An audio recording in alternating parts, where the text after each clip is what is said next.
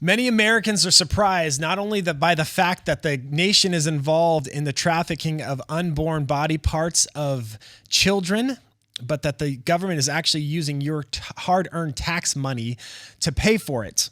What can be described as nothing other than a fetal organ trafficking ring between the government, institutions, agencies, your tax money, and abortion clinics across the U.S. is no surprise. It's a matter of public record. So find out how $70 million of your tax money this year, at least, is going to be used to paying for the organs of viable, pain-capable children. Learn how the organs of these children are harvested, who is behind this horrible practice, and the public records to prove it all on this week's episode of UnAborted.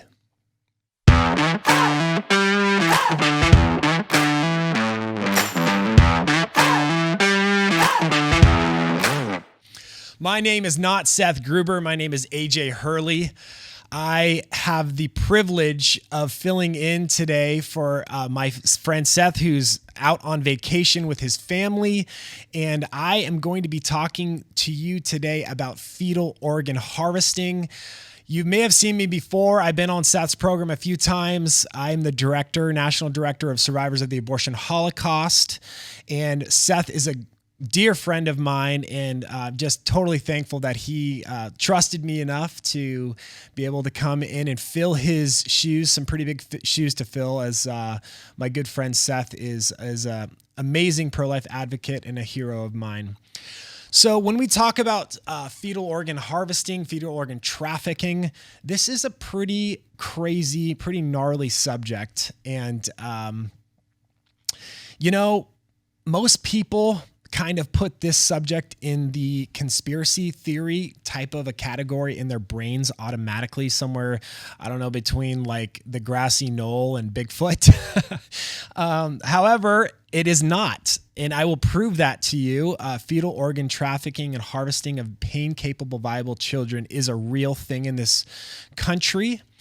And by the end of this episode, it's my prayer that I will be able to prove to you not only that this is happening, but provide you with all the public records to prove it. So if I've done my job this episode, you should have realized and seen with your own eyes the research contracts of the government that admit it and spell everything out. Our government agencies that fund this type of practice. The documents that FOIA documents, the Freedom of Information request documents that pro-life organizations like Survivors and Pro-Life San Francisco and many others have gone through great lengths to expose and get a hold of. You will have seen the abortionists and tissue procurement providers admit undercover and under oath to everything that we're going to be describing. So you could share this episode. You can share it with your friends and kind of catalog it as something. Go back and listen to it, and we should be able to provide all of the links and everything. But you should see from your own eyes the very screenshots and linked citations to the journal articles from PubMed, all published studies that we're going to be putting out there, and it should be no surprise. But before we get into fetal tissue research and exposing it, I first have to define it. So what is fetal tissue research? I don't want to tell you myself. I want to go to the horse's mouth, so to speak. So I'm going to let the government define it for us and then work off their definition. So the NIH, if you don't know what the NIH is, it's a branch of the U.S. government. According to Wikipedia, the NIH is a primary agency of the U.S. government responsible for biomedical and public health research. It was founded in the late 1800s. It is now a part of the U.S. Department of Health and Human Services. So the federal government is in control of the type of funded research that we do, and the NIH is over that branch of the government. And the NIH defines fetal research as such. If you could pull that first screen up there. Fetal tissue involves cells from dead fetuses that are harvested. That's an important word. That doesn't come from me. That comes from the actual government. They are harvested for the purposes of establishing cell lines or for use for transplantation material and other purposes. Get this. There are two sources of such fetal tissue: elective or induced abortions, or spontaneous or natural abortions. So this isn't coming from me. This is coming from your own government. The published studies that are telling you elective or induced abortions. That's women who are going to kill their babies electively.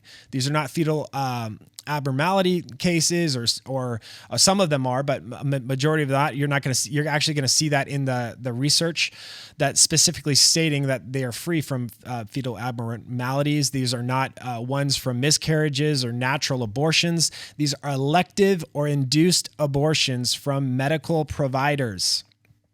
So in order to simplify this definition for our purposes today, I am going to give you my own definition that me and a few friends came up with. Fetal tissue research is the use of cells, tissues, or organs from the bodies of human babies, in the Latin, fetuses, used for scientific research. Data acquired from such research is used to find cures or treatments for illnesses, diseases, or the development of vaccines. So real quick, a lot of people, when they talk about fetal tissue research, they're thinking about stem cells. That's part of this, but that's not this. We're actually talking about body parts. We're talking about eyes. We're talking about livers, thymuses, reproductive organs of these babies, for heaven's sake, in the most horrifying type of stuff that I believe that our government has ever been involved with, and it is all being paid for by your tax dollars. Who's involved? How does this work? Give me the ABCs. What's going on? So I created a graph. If you can pull that graph up, Eric. So this is a graph to kind of give you the ABCs, the nuts and bolts of how this is happening. I've termed this graph the unholy trinity, and you can see why. So you, the taxpayer, top center, are this year, the government is providing from anywhere from 70 to 87 million is the estimation of how much of your taxpayer money is going to be allocated towards fetal organ trafficking and research for these research contracts. These research facilities, like down on the right, Harvard, Stanford, UCSF, Yale, there's over 19 of them, University of Pittsburgh, New Mexico, University of Washington. These research facilities apply for research contracts, and then the NIH supplies them with the money for these contracts. And then these research facilities end up going over and funneling that cash to companies like Planned Parenthood, companies like Family Planning Associates, who are involved in supplying the organs and body parts of the children that they abort for their research contracts of government institutions. So these research contracts and research facilities, sometimes, like UCSF, they will use their own abortion clinics. Like UCSF has the Women's Option Center up on 6G. If you know anything about me, you'll know a little bit about that based on some of the stuff that I've done there. And they will acquire their own organs just through instead of paying a middleman like ABR that you're seeing, or instead of paying Planned Parenthood, they will actually acquire their own organs for their research studies. However, sometimes they will use a middleman, like we're seeing in the bottom center, fetal procurement businesses like ABR, Advanced Bioscience Resources. You'll see some of the information that we have been able to expose and acquire from ABR a little later. STEM Express, Novogenics, Da Vinci Biosciences. These two have been recently closed within the last few years because of the work of David Daleiden exposing them and actually shutting them down through getting out this expose If you don't know who David Daleiden is, this man happens to be, I have the pleasure of being friends with this man, but he is a total hero. He went undercover and exposed through undercover videos. He posed as one of these fetal tissue procurement officers. He created a fictitious company and basically started acquiring the contracts for companies like companies like Planned Parenthood and Family Planning. He tried to buy these organs from these children and of these places of these children, and basically tried to get all these people. He got these people to admit undercover videos exactly what they're doing and how they're doing it. This has happened in 2015, and as a result, as you can imagine, big government and the big abortion in the government did a total cover up of this, tried to just deny, lie about everything that happened. And the only person that was prosecuted was David Daleiden, and now is fighting for his freedom as his criminal trials begin to be underway in the next few months here. So, fetal taxpayer-funded trafficking.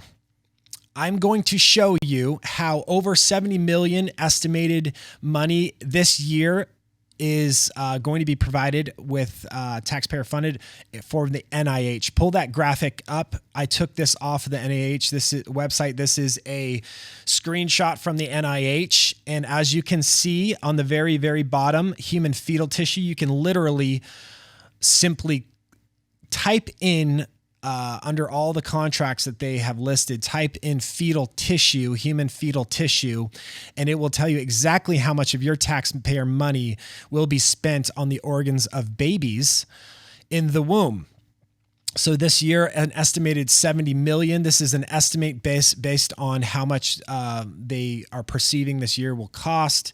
Next year is around the same, but back in 2018 was a heyday for baby organ slaughter, and $115 million of your taxpayer money went to the organs of little children. So notice, I just want to notice, leave this up on the screen. This is case in point. This is a perfect example of hypocrisy, right? So when it comes to the separation of church and state, you can't legislate morality unless they need the money for babies for their botched Nazi-like experiments. Then your own religious liberty of conscience is just totally out the window, right? So they have no problem legislating morality at the government as long as it's not the Christian morality. At that point, there is no separation between church and state. There's no separation between the moral convictions that you have and the public policy that they want to institute. When it comes to paying for the dismemberment of organs of living children from the wombs of their mothers, which should be, by the way, the safest place in the world for a child, for an unborn baby, the place of your womb. And the greatest evidence of this is that when you're scared, what do you crawl up into? The fetal position, because innately we know that the womb is the safest place and should be, for heaven's sake, the safest place in the world for a child. But I hate to say, when it comes to the sacrament of the radical left, they have zero qualms with taking the blood, sweat of your the product of your hard-earned labor, and using every aspect of your money to pay for this. So if it's graphs like this that show one thing, if it's not hypocrisy, graphs like this show one thing and one thing over. That is, you can look at this graph. This graph says religion externalized. Politics is religious externalized. I'm going to get off my soapbox here for a second. But when you look at this, this is the NIH and the federal government telling you, bow down, pay homage and give us your tithe money for the sacrament of the blood of what we value in our religion, in society, the blood of children. So, sorry, I'm going to take a quick breather after that one. It's not just, however, though, the public aspect of this that's funding it. It's also privately funded by some of your nation's heroes of the left, people like Warren Buffett, people like Jeff Bezos. Pull up some of these if you could. So this is Warren Buffett giving millions, $52 million to the late-term training capital of the world, this Ryan residency training program. If you want to learn late-term abortion and how to train and butcher babies in second and third trimesters, you're most likely, if you're any repute, going to the Ryan residency and learning how to harvest the baby's organs of these children. Second of all, Bill and Melinda Gates, the Bill and Melinda Gates Foundation. You can pull up the next slide. They unashamedly have given. Oh, sorry, there's Jeff Bezos. Yep, Jeff Bezos, $275 million to Planned Parenthood. And he is heroed by women everywhere as, female empowerment by doing that. You can go to the next slide. So here is a press release from the Bill and Melinda Gates Foundation vowing to give, $2.1 billion over 5 years to advancement of women's economic empowerment. And among those listed as family planning. The next slide should show you how much they're giving to family planning. $1.4 billion. Yes, that's B with the B, $1 billion over the next 5 years for family planning, which is a cute little euphemism for dismembering children in the womb. So I want to pay attention to Bill and Melinda Gates because they are not only funding this type of stuff, they're actually kind of the godfathers of funding the type of research modalities that actually make fetal organ trafficking, harvesting possible. And I'll get into that. So if you could go to the next slide, you will see this is a slide listing several people. Up on the top there, these humanized mice that they've created, a guy named Richard Flavell. There's a few other guys on the far left. There's George Yancopoulos and Marcus Manns. George Yancopoulos, let's get into him a little bit. He's worked with Bill and Melinda Gates Foundation. But actually, let's talk about the guy on the right, Richard Flavell. So you can pull up the next slide, I believe. So here is Bill and Melinda Gates Foundation listed through their grand challenges and global health initiative as being the financial backing for this. Go to the next slide. They've given over 17. This is one of the men listed on there, Richard Flavell. He's from Yale University, developed this humanized mice technology. They gave $17 million, and actually it's even more than that. They ended up giving more to fund his research. But Richard Flavell, go to the next slide. Richard Flavell is the professor of immunology at Yale University Medical School. He's an expert in transgenic mice, receiving a 5-year, $17 million contract from Bill and Melinda Gates Foundation. You saw that in the study there where it's listing him and how much money they gave to his research. Flavell also got funding from Big Pharma. The company Regeneron Pharmaceuticals funded the research. That's the next guy. Take next slide. So this is Dr. Yancopoulos. He is the co-founder of Regeneron Pharmaceuticals, who also teamed up. So in this study, they teamed up with Regeneron, this scientist from Regeneron, the Yale University's Richard Flavell, and they basically created a humanized mouse type of research so that they can go back to the last one. I'll show you how this works. So they take the a mouse, they destroy its immune system either by genetic engineering or by radiating it so that it can accept the organs of fetuses so that they don't reject them.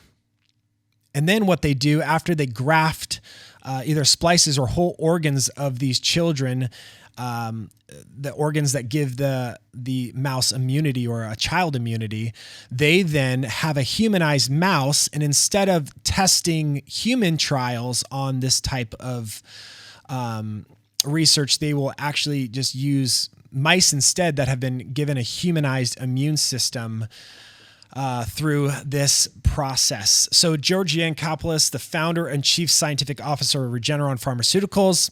Go to the next slide. Yancopoulos graduated from Columbia University in 1985, and his proposition was to develop a humanized immune mice, which could generate human antibodies. He teamed up with Richard Flavell, professor of immunology at Yale University, and with dozens of millions from the Bill and Melinda Gates Foundation, they were able to finally pull it off. Yancopoulos and Regeneron termed his scientific research of this human mouse chimera, he said, was the most valuable mouse ever created. And why was that? Because they have generated billions of dollars in revenue from companies like Regeneron and other companies that led to the successful production of several FDA-approved drugs. So if you heard of Regeneron and COVID, you will have well understood that these drugs have been used to treat COVID and a number of other what is the word they use? It is a monoclonal antibody. So, of course, what they did not tell you is that they've used over hundreds of 16 to 23-week-old unborn children that had been slaughtered in order to harvest their fresh but never frozen livers to create a monoclonal antibodies that Regeneron uses to make a mint off during the COVID-19 pandemic. Due to his research, these children just were sacrificed. They were slaughtered and sacrificed to give you a good pharmaceutical drug so that they could obtain their livers. Quote unquote, they said that the fetal liver engrafted mice now support a development of monocytes, macrophages, and lymphocytes that now produce IL-15, which supports the development of NK cells, all necessary for the production of antibodies. Oh, so you thought Bill Gates donates hundreds of millions of dollars in research and billions of dollars to abortion because he cares about women's empowerment. You thought that Bill Gates Sr., his dad, sat on the board of Planned Parenthood with Margaret Sanger because they believed in the advancement of ethnic minorities through women's reproductive health, right? Meanwhile, the Gates Foundation masquerades as world's greatest philanthropists, and they profit billions off of the death and dismemberment and exploitation of low-income ethnic minorities. So for big billionaire philanthropist tycoons like Bill Gates, instead of their MO being read as this savior of humanity and the wonderful things that he's done for humanity, when you realize stuff like this happens, what the headlines really should read is something like this: Big Pharma tycoon uses COVID drug to make billions from the bodies of black babies and their livers exploited from American ghettos. That sounds harsh, but it's the grim reality of what we're talking about. So other than livers, it's not just livers. Let me show you a whole host of research studies showing different organs and body parts of children. Here's some research studies that show things calling for eyes. So you'll see studies of eyes there, fetal eyes. That's a picture of a baby's eye right there. Keep going. So these are all the pictures of the eyes that they've harvested off of these babies. And harvested is the word that they use. Keep going. You'll see this is in human intestines, bone marrow. You can just keep scrolling through. I'll just keep reading them. Bone marrow, spleen, livers, thymuses, brains. You'll see that in a second. Brains of these babies, 22-week-old fetal brains, 6-month-old almost babies, the brains being, how does that happen without a partial birth abortion? Testicles, even the reproductive organs, for heaven's sake, they're taking the genitals of these babies and using them for their horrible research. Small intestines, mesenteric lymph nodes. That right there, ladies and gentlemen, is the small intestines of 24-week-old children that they're grafting onto lab mice. And I know it's hard to believe, but by all means, look up. I will provide the links to all of these things, and it is a matter of public record. So I've showed you a lot of different studies, but just realize that this does not even scratch the surface of the amount of baby body parts that are used every year for fetal trafficking research. It is just the tip of the iceberg of the corpses that are exploited from these children by the medical and scientific research community on a daily basis. And, you know, I'm talking about all this stuff in a rather nonchalant way, because if I didn't, I would never be able to get through this episode. When you really take in and stop and think about every single one of these babies that had a long future ahead of them, the overwhelming potential of each one of these children that were made in the image of Almighty God, that have been sacrificed, and I do mean sacrificed, on the altar of medical advancement. These babies have been sacrificed on the altar of moral progress in society. They've been sacrificed on the altar of a better future for these women. And every single one of these image bearers of God now is being exploited so you can make a better pharmaceutical drug. I've said it before, guys, but long ago, pagan deities have done similar things. This is really nothing new. Pagan deities used to sacrifice their babies and throw them on the molten arms of Moloch in order to acquire from Moloch something that they wanted: food, economic prosperity, that their crops would grow, that they could have more children and be fertile. And we're doing the same. It's the same type of sacrifice. It's the same type of lore that's underlining this, but instead of our crops growing, what we want in exchange, and when we sacrifice these babies, we want a better pharmaceutical drug, a cure for COVID, the fountain of pharmaceutical youth, as these babies are used to create modalities and treatments that could be either injected or used to delay the process of human aging.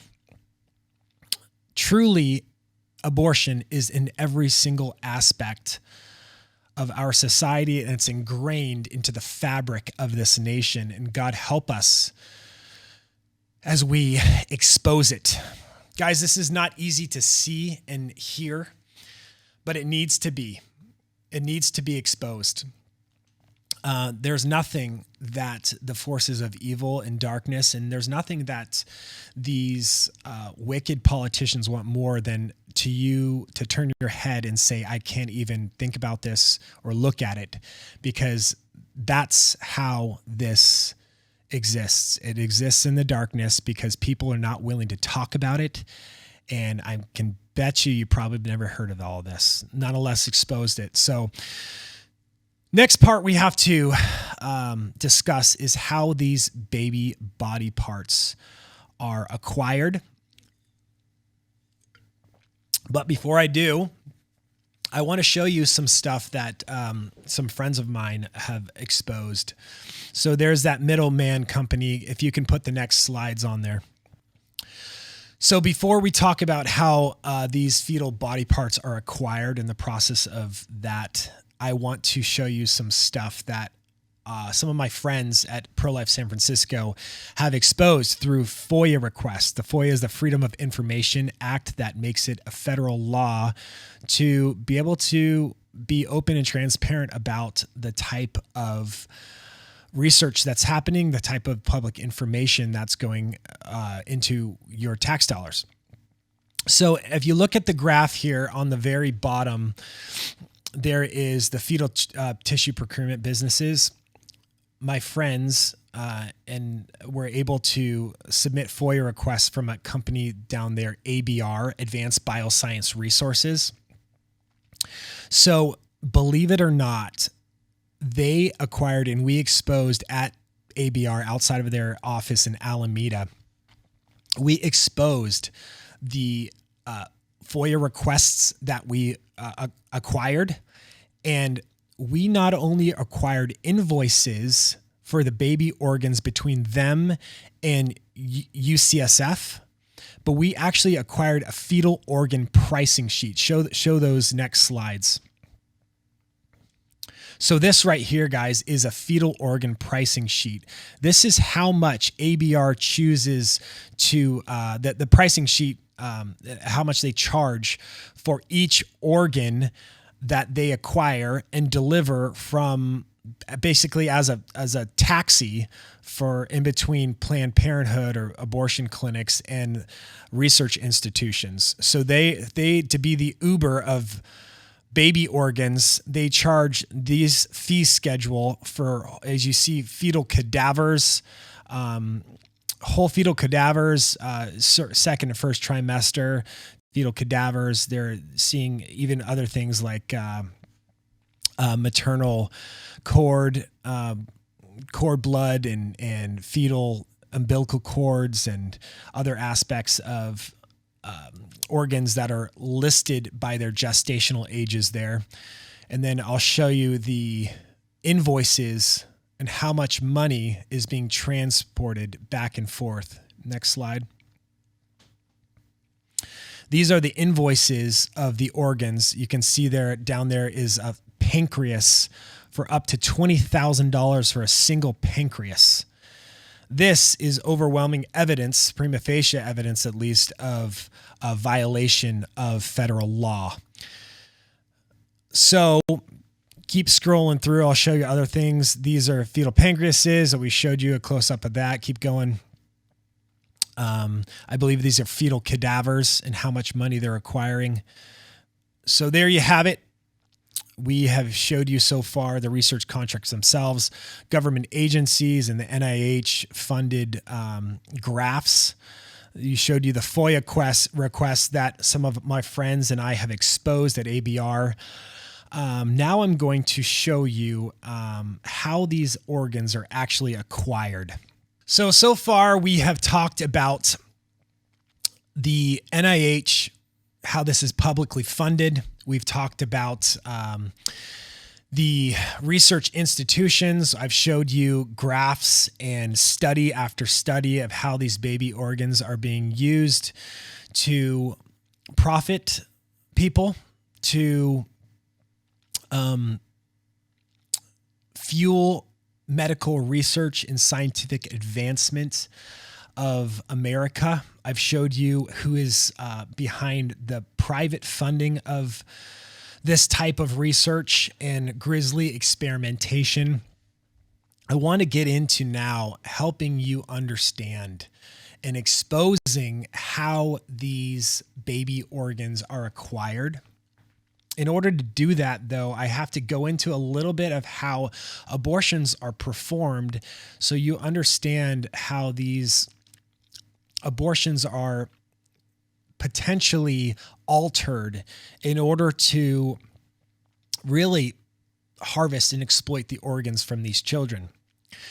So, abortions are usually performed in 4 ways in this country, usually through chemicals or pills, through DNCs, which is a dilation and curettage, through DNE, which is a dilation and evacuation, and through labor induction. So the first 2, chemicals and DNCs, don't really apply to fetal organ trafficking and harvesting much because of the fact that DNEs and chemical abortion pills are usually performed within the first trimester. So in order to get these larger babies out that are perfect sizes for their organs to be utilized, you have to perform either a DNE or a labor induction.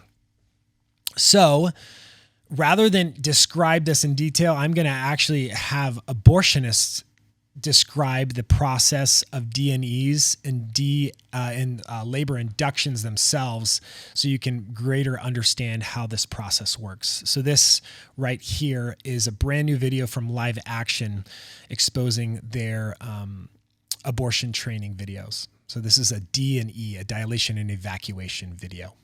A DNE is generally performed between 14 and 22 weeks of pregnancy. Before a DNE abortion can be done, the cervix must be dilated slowly over 1 to 2 days with laminaria or a similar product. Laminaria is a type of seaweed that absorbs water and swells to several times its original diameter. When the woman undergoes the evacuation portion of the procedure, she lies on a table with her legs in stirrups. She may be given injections of local anesthetic in the cervix, IV conscious sedation, or general anesthesia. The abortionist uses a speculum to open the vagina and uses an instrument to stabilize the cervix. Metal dilators may be used to further open the cervix if needed. Once the cervix has been stretched open, a cannula attached to suction tubing is placed inside the uterus. The suction machine is then turned on and the amniotic fluid surrounding the fetus is suctioned out. The fetus is too large to fit through the cannula, so he or she must be removed in pieces with a clamp such as this Sofer clamp. A Sofer clamp is made of stainless steel and is about 13 inches long. At the tip, there are rows of teeth for grasping. The abortionist reaches into the uterus with the clamp and tries to grasp an arm or leg. Once the abortionist has a firm grip, she pulls forcefully in order to remove the limb. Piece by piece, the abortionist removes the arms and legs, followed by the head or the body, including the torso and pelvis, along with the intestines, the heart, and the lungs. The placenta is also removed. If the cervix has been overdilated, the body or even the entire fetus may be pulled out intact. Usually, the most difficult part of the procedure is extracting the fetus's head, which at 20 weeks is about the size of a large plum. The abortionist must open the clamp widely to grasp the head, and then crush it so that it will fit through the cervix. The abortionist knows he has crushed the skull when a white substance, the fetus's brains, leaks out through the cervix. The abortionist then removes the compressed head. Any remaining limbs, organs, bone fragments, or pieces of placenta not removed with the forceps are removed by scraping the uterine lining with a large curette or by reinserting the suction cannula. The abortionist then reassembles the fetal parts to make sure that there is nothing left inside the uterus, which could cause infection or bleeding. Once all the parts have been accounted for, the bleeding has been controlled, and all the instruments have been removed from the vagina, the abortion is considered complete. So I know that is incredibly difficult to watch. And honestly, if we saw a real video of what happens in that type of a procedure instead of a graphic animation, it would be even harder to watch. And unfortunately, there was a study that just came out called Reconsidering Fetal Pain that was released by, actually one of the researchers was a pro-choice individual, and their conclusion is that a fetus can definitely feel pain regardless of what the previous research stated. They actually proved that fetus in the womb can feel pain. A baby can feel pain at 12 weeks. So anything after 12 weeks. So every aspect of what we're talking about, this abortions of these babies are feeling every part of what is being done to these children. And from 12 weeks on, they can feel pain just like you and I can. So in reference to how this applies to fetal organs, you saw as after dilation occurs, they begin to dismember the baby, but they do so inside the womb. So the question you might ask me is, AJ, they're dismembering the child before it comes out. How in the world are they going to get the organs, body parts of these babies intact? Because they're just going to destroy everything in macerated pieces. And for that question, I would refer you to Deborah Nucatola, the senior medical director for Planned Parenthood Abortion Federation, who, when questioned at dinner about her statements in an undercover video from David DeLayden, pretending to be a fetal tissue procurement officer, she says this to David, which she later verified under oath, and you can find those under oath videos at the Center for Medical Progress's website. Deborah Nucatola says this: most people want livers, and for that reason, we'll do this case under ultrasound guidance, so they'll know exactly where they're putting their forceps. She pauses to take a sip of her Merlot or red wine at dinner, where this video is being undercover filmed. She says the rate limiting step of the procedure is the calvarium, the head. The calvarium is basically the biggest part. Most of the other stuff, she says, can come out intact. It's very rare to have a patient that doesn't have enough dilation to evacuate all the other parts intact. So then you just kind of are cognizant of where you put your graspers. You intentionally go above and below the thorax. So, we've been very good at getting heart, lung, livers because we know that. So I'm just not going to crush that part. I'm basically going to crush below. I'm going to crush above. And so I'm going to see that if I can get all of that intact, as she stabs her Caesar salad about to take a bite. She continues, and with the calvarium, the head, in general, some people will actually try to change the presentation of the fetus so that it's not vertex or head first when it comes out. Because if it's vertex presentation, you never have enough dilation at the beginning of the case, unless you have a real huge amount of dilation to deliver an intact calvarium, an intact head. So if you start from a breech presentation, she says, feet first. If you start from a breech presentation, there's dilation that happens as the case goes on. And often the last step, you evacuate an intact calvarium at the end. And listen, she says, and often the last step, you can evacuate an intact head at the end. So if you are an educated pro-lifer and are listening to this, you might be throwing up your hands at this point of the video and saying, AJ, wait, isn't she describing a partial birth abortion? Bingo. So that's exactly what she's describing. Let me show you, if you can pull up the next graphic to show a partial birth abortion. A partial birth abortion is when you intentionally turn the baby into a breech position so that feet are first, and then you pull the baby out in a breech position up to the anatomical landmark of the head. You kill the baby, and then you deliver the rest out. This type of partial birth abortion procedure occurred and was occurring frequently until Rick Santorum and the federal government put an end to this practice and established a partial birth abortion ban that says if you intend to do this, it is a federal crime, and it is federally, you're violating federal law. So bingo. Zero accountability, though, and zero oversight when it comes to the sacred cow of women's reproductive health. And that's why Deborah Nucatola can say this in an open interview in public, in a public place, really not worrying about what's going to come or the consequences of her actions and what she's exposing, because she knows even if she gets caught in just what happened, that the big government is just going to run a cover up and deny, lie, and cover it up.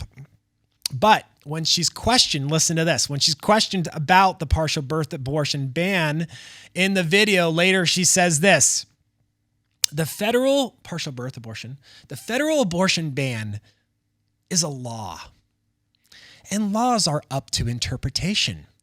So if I can say on day one, I do not intend to do this, then what ultimately happens doesn't matter. So what she's doing as a matter of routine procedure to harvest these babies' organs is she is performing a partial birth abortion, what appears to be a partial birth abortion, and she just checks a box, feigns compliance to the partial birth abortion ban, notates in her documentation that she didn't intend to do it, and the NIH can have all the baby organs to their heart's content. That is a DNA abortion. That is how a vast number of these organs are acquired, and that they can now get the type of organs that they want in whole, intact fetuses, even up to whole heads that are totally unadulterated, so to speak, intact for these brain tissue studies of these children. That is big abortion for you, and that's happening in this country. So we talked a little bit about a D&E. That is the number one way most likely these abortions are happening. But another way that they can do it is a labor induction abortion. My name is Dr. Anthony Levatino. I'm a practicing obstetrician gynecologist, and I've performed over 1,200 abortions. Today I'm going to describe a third trimester induced abortion, which is performed at 25 weeks to term. At this point, the baby is almost fully developed and viable, meaning he or she could survive outside the womb if the mother were to go into labor prematurely. Because the baby is so large and developed, this procedure takes 3 or 4 days to complete. On day 1, the abortionist uses a large needle to inject a drug called digoxin.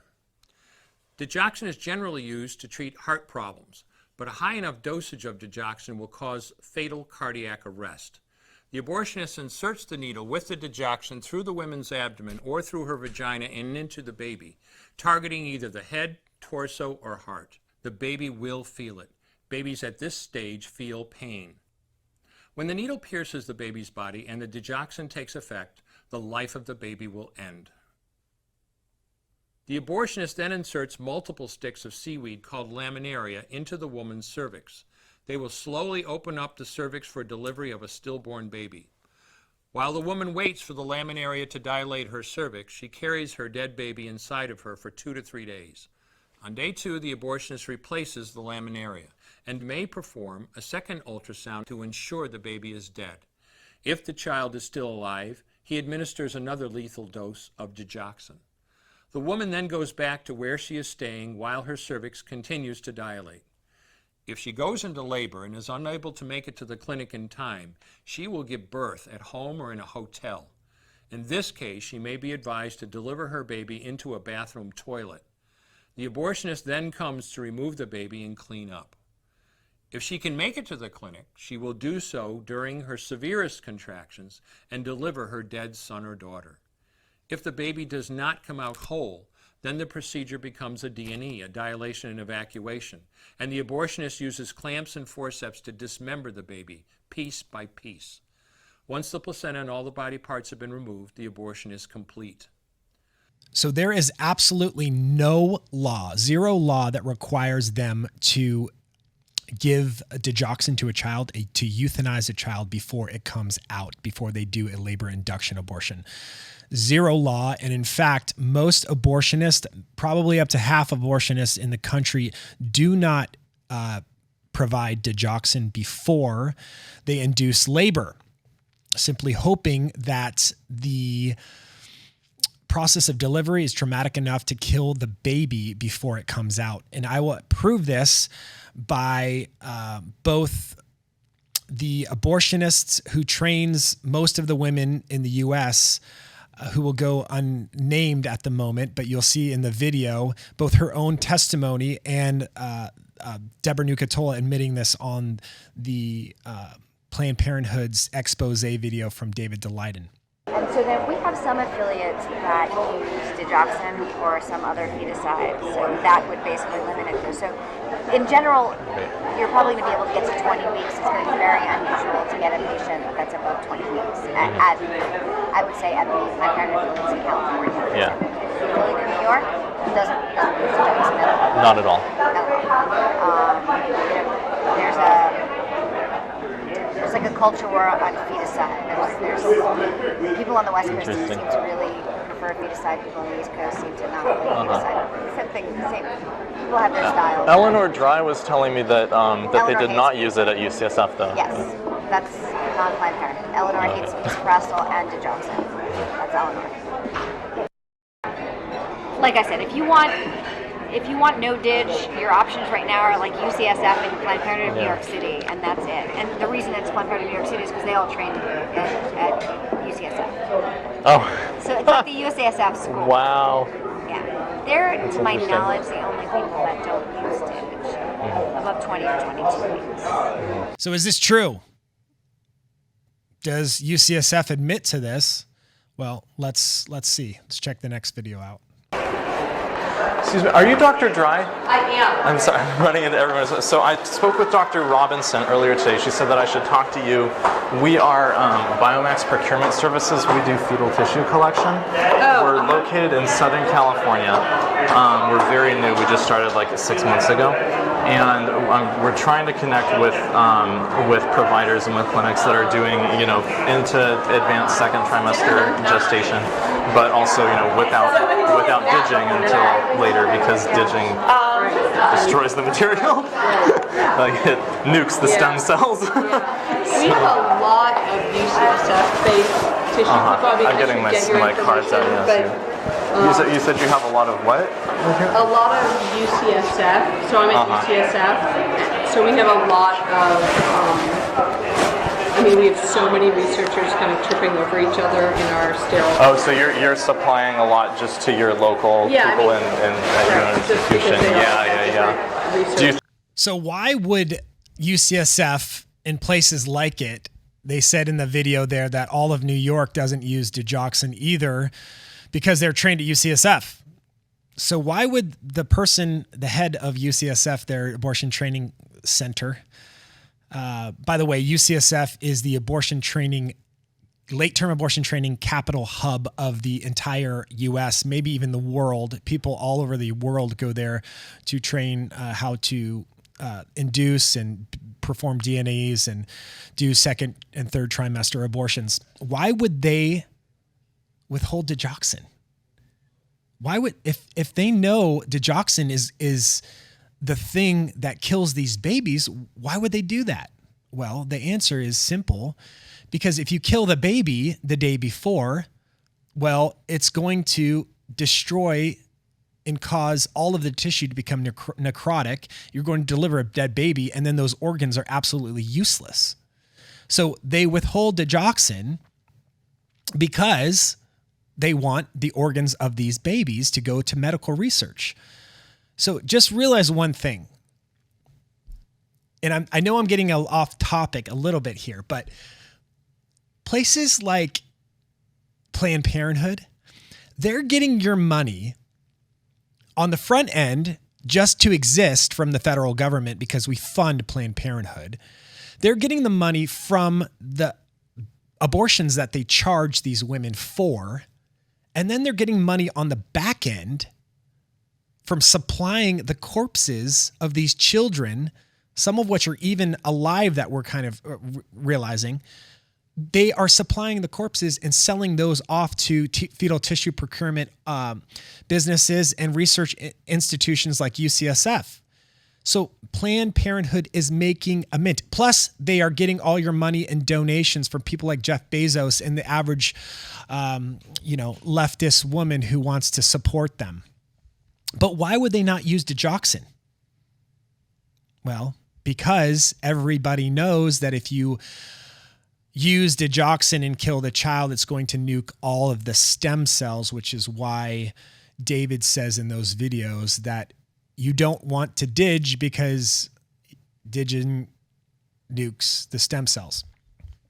So if you withhold digoxin, hoping that the process of delivery is enough to kill the baby, you are unbelievably wrong. And every single scientific study on the matter proves you're wrong. Here's one, if you can pull the next.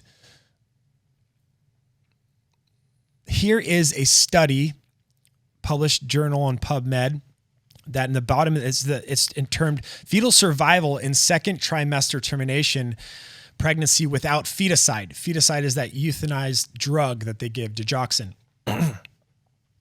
So what's the conclusion? After a termination of pregnancy without feticide between 20 and 24 weeks gestation, the live birth rate was 50.6.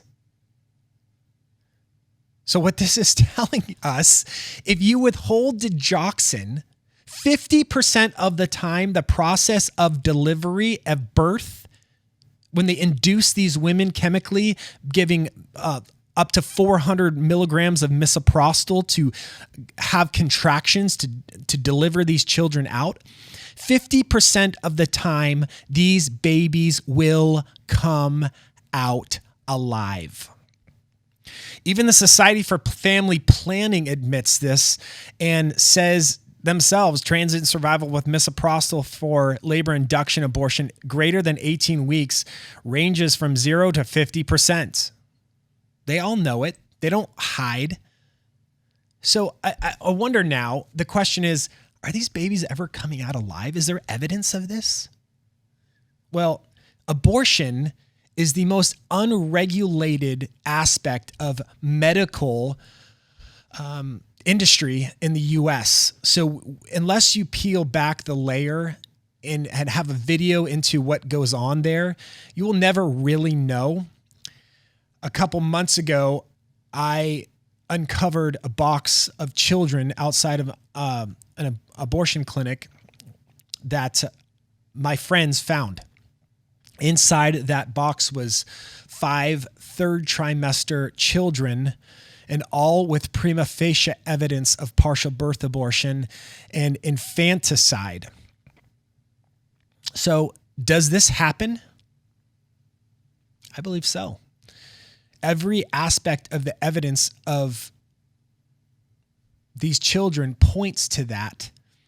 But the problem is when you catch them red-handed, they deny,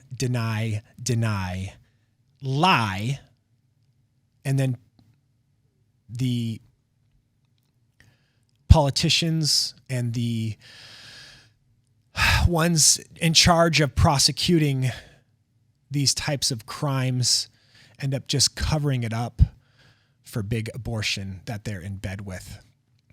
When you look back at that graph in the unholy trinity, you can see it's really indiscernible and impossible to tell where big pharma ends and the government begins, where the UCSF government institutions are starting and big abortion is beginning.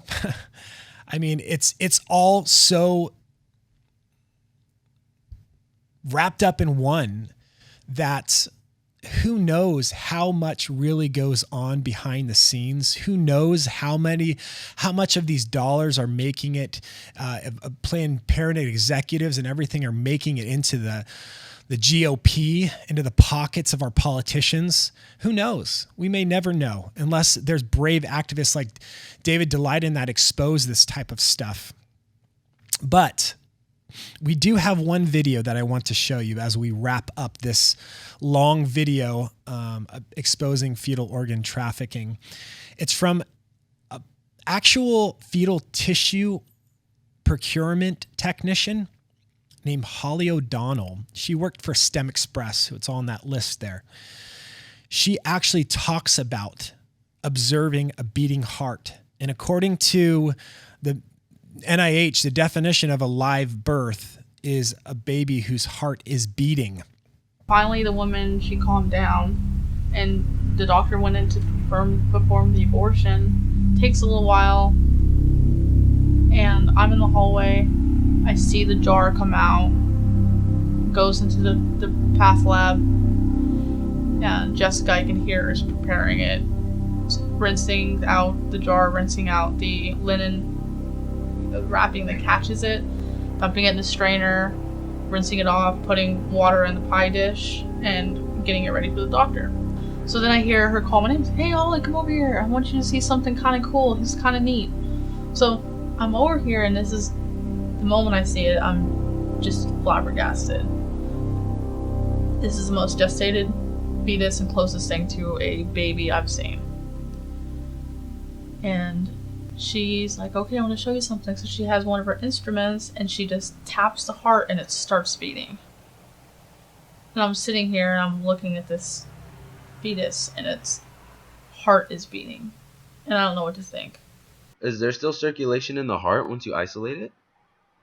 So, so there are times when after the procedure is done that the heart actually is still beating. They induce fetal demise at about 20 weeks, 18 to 20 weeks, and so they inject digoxin into the fetus. Right. I was actually going to ask about it because I want to make sure there's no digoxin on my No. Providers who use digoxin use it for one of two reasons. There is a group of people who just use it so that they have no risk of violating the federal abortion ban. If you induce the demise before you do the procedure, nobody's going to say you did a live, whatever the federal government calls it, partial birth abortion. Whenever you're talking about fully intact fetuses in the context of fetal tissue procurement, those are situations where no feticide, like digoxin or potassium chloride, no chemical like that can be used to kill the fetus beforehand because that poisons the organs and the tissues. Yeah. And so in that case, it's prima facie evidence of born alive infant cases. And she's like, you know why that's happening? And I knew why it was happening. It's because the electrical current was, the nodes were still firing. And I don't know if that constitutes it's technically dead or it's alive. It had a face. It wasn't completely torn up.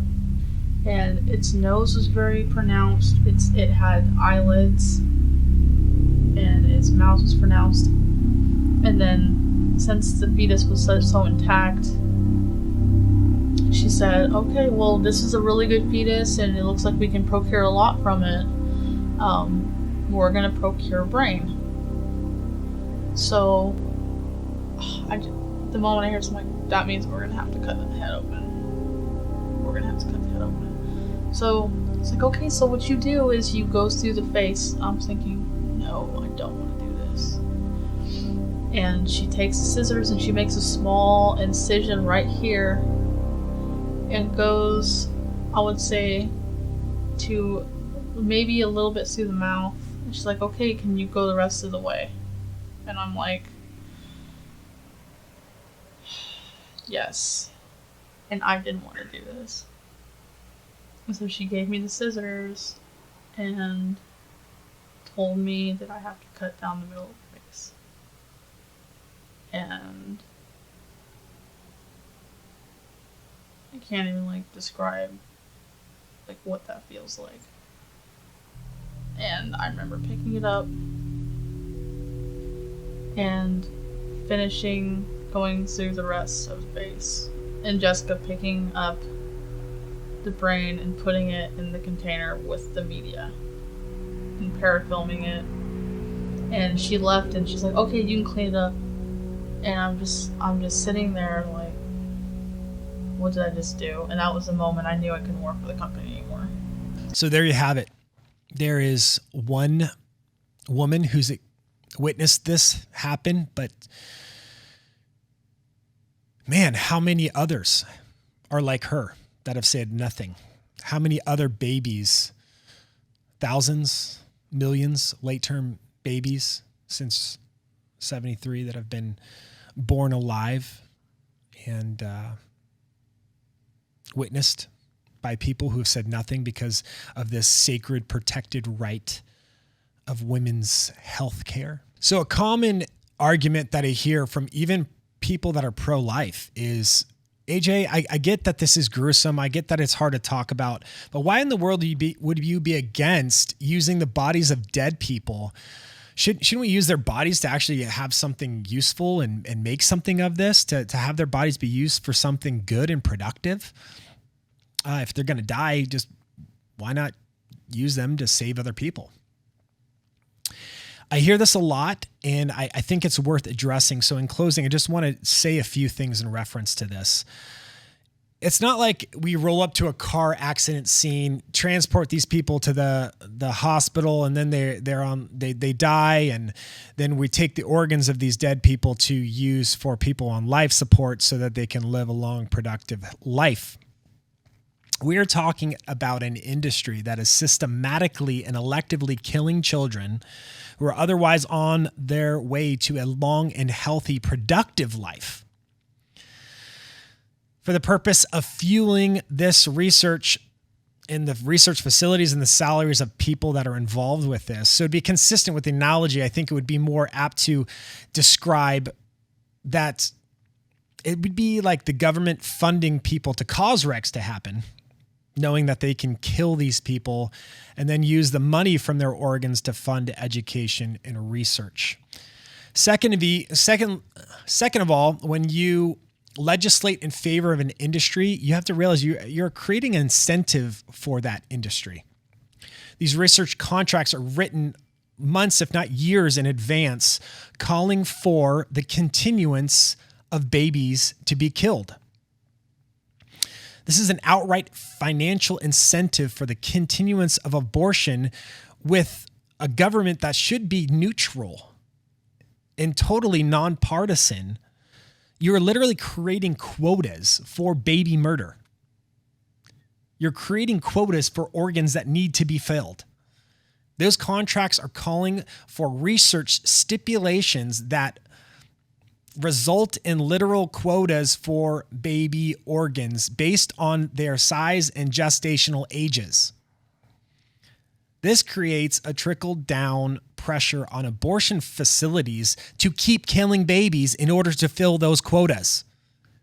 This creates pressure on abortion industries, abortion companies, to keep killing babies and coercing women to kill their babies so that they can fulfill these financial research quotas that they have already in advance. Finally, how are you going to end abortion? When you basically have allowed it to be continually ingrained into the systemic fabric of society. Right now, I can tell you there are millions, if not billions of dollars in reference to the continuous practice of abortion in this country. And there is no way the government wants that to end. They don't want this cash cow to crop to dry up. So it is absolutely imperative that we not only view this episode, not only that we talk about this, but that we demand our legislators and our people at our churches, our Bible studies, friends, colleagues, workplace, they need to see this, they need to expose this, and we need to call on every aspect of places of power to stop this madness. At one point in the future, we will look back at this grisly practice of taking the organs of our children, 1/3 of our generation being slaughtered due to the violence of abortion. And we are going to say, how in the world did they do that? I invite you to be part of the history books, part of the resistance, part of the people named in history as the people that shut this down. The Wilberforces, the Seth Grubers, the people that said, no, we will not be any longer a part of the cultural tide that is swifting through this nation that thinks it's okay to dismember and disembowel babies for the financial and pharmaceutical continuance and benefit for child sacrifice.